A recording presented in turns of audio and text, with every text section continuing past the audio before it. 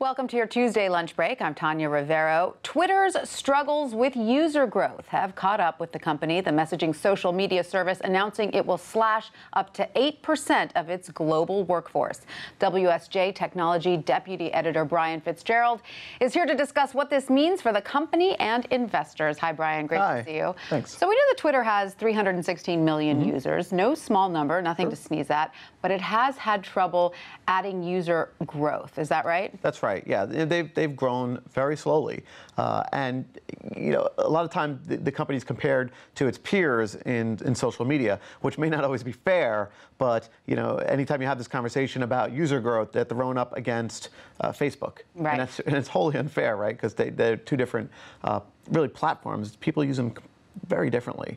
But that's sort of the rub. And there have been enough of concerns over this that stock prices have been down. Investors have been very... Yeah, the stock has taken a real hit. Right. I mean, just down to the IPO price, barely above it. And that's, that's a real indictment from investors of what the company is doing. So now, 8% of the workforce gone. Do we know which departments? It's core. It's coming from product and from engineering for the most part. And that's surprising, because when you think about trying to trim fat and trying to grow a product, you don't cut from really who makes the product. Right. But that's what's happening here.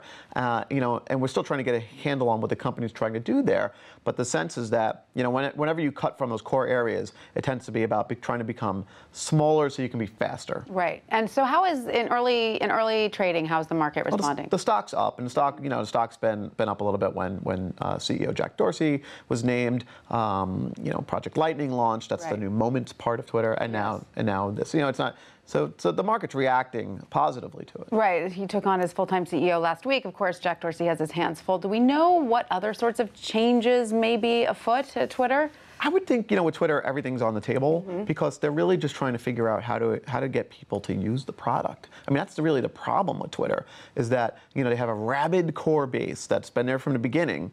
But for new people, it's kind of a hard product. So everything Twitter's been doing so far has been about getting the average everyday person to come on board and feel comfortable from day one. Right. Because, I remember when I signed up for Twitter, you have that moment of, what am I doing here? What am I supposed to do? It can be a little confusing. Right. And so that's really why you hear things like maybe Twitter, changing their character count, that the famous 140, that's really like, it's sort of etched in stone for them. Yes, right? it's like a haiku, right? Right. It's like their soul. But even that's been on the table, and you've heard that. And that just shows you that the company's really struggling, really trying to figure out how to get people onboarded and using it from day one. We're likely to see more changes ahead. Brian Fitzgerald, thank you so much for that. Sure.